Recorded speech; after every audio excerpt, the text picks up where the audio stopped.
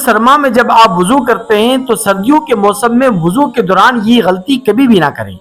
یہ غلطی نہ صرف یہ کہ آپ کے وضو کو مکروہ بناتی ہے بلکہ اس سے آپ کو بہت زیادہ طبی اعتبار سے بھی نقصانات کا سامنا کرنا پڑ سکتا ہے. اور وہ صورت یہ ہے کہ جب ہم لوگ سردیوں کے موسم سرما میں وضو کرتے ہیں یا غسل کرتے ہیں تو ہم گرم پانی سے وضو اور غسل کرتے ہیں. تو گرم پانی سے وضو کرنا شرعاً کیسا ہے اور گرم پانی سے وضو یا غسل کرنے میں کیا نقصانات ہیں اور اس کی طبی اعتبار سے کیا نقصانات ہیں اور جسمانی اعتبار سے انسان پر کیا منفی اثرات مرتب ہوتے ہیں، یہ تمام تفصیلات آپ کے سامنے میں عرض کرنا چاہتا ہوں. دیکھیے، آپ جب موسم سرما میں سردیوں کے موسم میں آپ وضو کریں، یعنی آپ فجر کی نماز میں خاص طور پر یا عشاء کی نماز میں، شہروں کے اندر ویسے تو دیہات میں ظہر، عصر اور مغرب کی نماز میں بھی پانی گرم کر کے وضو اور غسل وغیرہ کرنا پڑتا ہے، لیکن شہروں کے اندر عام طور پر فجر کی نماز میں اور اسی طرح عشاء کی نماز میں خاص طور پر وضو کے لیے پانی کو گرم کرنا پڑتا ہے. تو گرم پانی سے وضو کرنا یا گرم پانی سے غسل کرنا شرعاً کیسا ہے اور اس کی مکروہ والی صورت اور کراہت والی صورت کیوں ہے اور کب ہے اور کیوں اس کو گرم پانی سے وضو کرنے کو مکروہ قرار دیا گیا ہے، اس کی کراہت کی بنیادی وجہ کیا ہے، وہ بھی میں آپ کے سامنے عرض کرنا چاہتا ہوں. دیکھیے، اگر آپ موسم سرما میں وضو کے لیے یا غسل کے لیے پانی گرم کرتے ہیں، آپ چولہے کے اوپر پانی کو گرم کریں، ہیٹر کے اوپر آپ پانی کو گرم کریں، گیزر کے ذریعے سے آپ پانی کو گرم کرتے ہیں تو کوئی حرج نہیں، کوئی قباحت نہیں، بلکہ کراہت بھی کوئی نہیں ہے. ویسے تو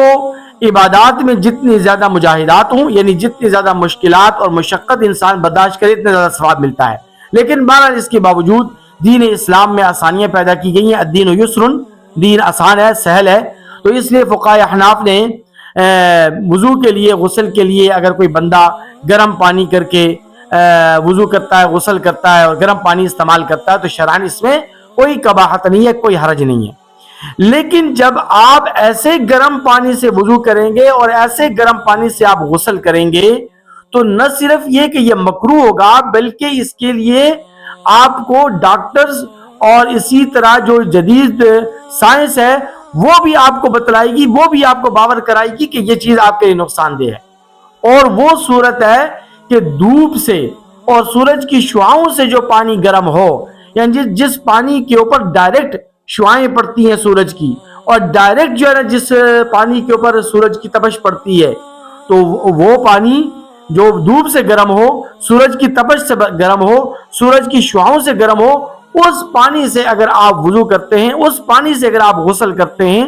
تو یہ چیز آپ کے لیے نقصان دہ بھی ہے اور یہ چیز آپ کے لیے طبی اعتبار سے بہت زیادہ نقصانات کا باعث ہے. اس کی وجہ میں آپ کے سامنے اگر جدید سائنس کی صورت میں عرض کروں تو آج سے چند عرصہ قبل یورپ کے اندر لوگ مسلمانوں کا مذاق اڑایا کرتے تھے، بالخصوص ان مسلمانوں کا جو دیندار ہوں اور ان خواتین کا کہ جو باپردہ ہوں، کہ جو ساحل سمندر پر نہیں جاتے تھے اور چھٹیاں اپنے گھر میں مناتے تھے اور گھر میں گزارتے تھے اپنی چھٹیاں، اور اسی طرح یا کسی رشتہ دار عزیز و اقارب کے گھر چلے گئے اور وہاں پہ جا کے چھٹیاں گزار لیں اور وہ ساحل سمندر پر جا کر نہاتے رہتے، غسل نہیں کرتے تھے، جس کو انگریزی لینگویج میں سن باتھ کہا جاتا ہے. کہ یورپ والے مسلمانوں کا تمسخر اڑاتے تھے کہ تم لوگ جو ہے وہ ساحل سمندر پر جا کر سن باتھ کیوں نہیں لیتے ہو، اس سے جسم کے مسامات کھل جاتے ہیں، انسان فریش ہو جاتا ہے وغیرہ وغیرہ. لیکن جب آج سے چند عرصہ قبل یورپ کے اندر بہت زیادہ جلدی بیماریاں پیدا ہونا شروع ہو گئیں اور جلد کے مریض بہت زیادہ کثیر تعداد میں پیدا ہونے شروع ہو گئے اور جلدی امراض پیدا ہونا شروع ہو گئیں، تو پھر وہاں کے یورپ کے جو سائنسدان ہیں اور یورپ کے جتنے بھی ڈاکٹرز ہیں انہوں نے ایک میٹنگ بلائی اور انہوں نے کہا کہ بھئی یہ تحقیق کرو، ریسرچ کرو کہ اس وقت یورپ میں یہ جلدی بیماریاں اور جلد کی بیماریاں کیوں اتنی عام ہو چکی ہیں. تو جب ڈاکٹرز کی ٹیم بیٹھی اور سائنسدانوں نے جب مکمل طور پر اپنی تحقیق اور ریسرچ پیش کی تو ایک عجیب بات سامنے آئی ان کے سامنے اور یورپ کی آنکھیں کھل گئیں اور تحقیق کی روشنی میں یہ بات سامنے آئی کہ جب ہم لوگ سمندر کے کنارے سن باتھ لیتے ہیں تو سورج کے اندر جو وائلٹ ریز ہوتی ہیں، وائلٹ ریز یعنی سورج کی شعاعیں، یہ جو سورج کی شعاعیں ہیں یہ جب انسانی جسم پر ڈائریکٹ پڑتی ہیں تو جلد کے جو ٹیشوز ہیں وہ متاثر ہوتے ہیں اور جلد کے ٹیشوز کے اندر کینسر پیدا ہوتا ہے، تو اس کینسر کے نتیجے کے اندر انسان جلدی بیماریوں کا شکار ہوتا ہے اور جلدی امراض کا شکار ہوتا ہے۔ تو وہ یورپ والے کہ جو پہلے سن بات بڑے فخر سے لیتے تھے اور مسلمانوں کو سن بات نہ لینے کے نتیجے میں انہیں ٹارگٹ کیا کرتے تھے، تنقید کا نشانہ بنایا کرتے تھے، انہوں نے ہی پھر اپنی تحقیق واپس لی، اپنے الفاظ واپس لیے اور انہوں نے کہا کہ واقعتاً اسلام ایک حق اور سچا مذہب ہے، کیونکہ مسلمان جواباً پھر یہی کہتے تھے کہ ہم سن بات اس لیے نہیں لیتے اور سمندر کے کنارے جا کر سمندر کے پانی سے اس لیے غسل نہیں کرتے کہ اس کے اوپر ڈائریکٹ شعاعیں پڑتی ہیں اور ڈائریکٹ جو ہے نا اس کے اوپر سورج کی تپش پڑتی ہے، اور ہمارے نبی کریم صلی اللہ علیہ وسلم نے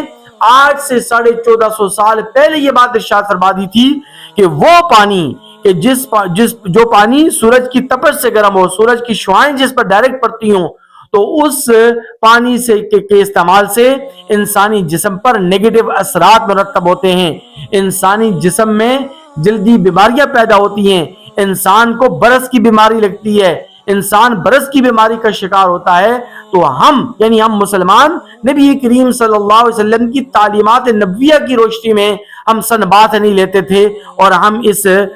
ساحل سمندر پر آ کر نہانے سے ہم پرہیز کرتے تھے، اجتناب کیا کرتے تھے۔ تو یورپ والوں نے مسلمانوں کو سلوٹ کیا اور انہوں نے اسلام کی حقانیت کو تسلیم کیا، پھر انہوں نے کہا کہ ہم ایسا کرتے ہیں کہ اگر ساحل سمندر پر ہمیں نہانا بھی ہو تو ہم چھتریوں کا استعمال کریں، لیکن پریشانی بھی ان کے لیے ہو گئی کہ جب ہم سمندر کے اندر جب نہائیں گے تو چھتری کو پکڑے گا کون، اور چھتری کو ہم کس سہارے کے ذریعے سے چھتری کو وہاں پر نصب کریں گے، تو اس لیے ان کے لیے بہت زیادہ یہ چیز پریشان کن ہو گئی۔ تو اسی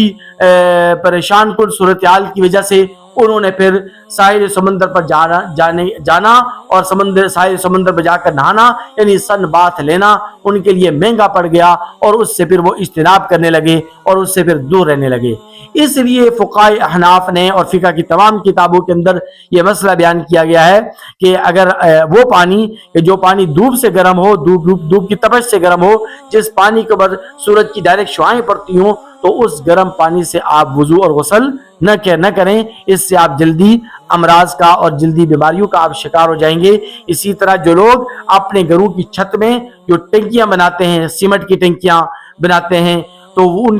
کے اوپر ڈھکن ضرور رکھیں تاکہ سورج کی جو شعاعیں ہیں وہ ڈائریکٹ پانی کے اوپر نہ پڑیں، کیونکہ وہ پانی بھی انسان کی جسم کے لیے، انسانی جلد کے لیے نقصان کا باعث ہے اور اس سے انسان جلدی بیماری کا اور جلدی امراض کا شکار ہو سکتا ہے۔ لیکن بہرحال جہاں تک مسئلے کا تعلق ہے اور فتوے کا تعلق ہے تو فتویٰ تو یہ ہے کہ وضو تو ہو جائے گا، اگر آپ دھوپ میں گرم کیے ہوئے پانی سے وضو کریں گے یا غسل کریں گے، وضو بھی ہو جائے گا، غسل بھی ہو جائے گا، نماز بھی آپ کی ہو جائے گی، لیکن یہ مکروہ ہے اور قرات تنزیہی کے ساتھ اس کو مکروہ قرار دیا گیا ہے۔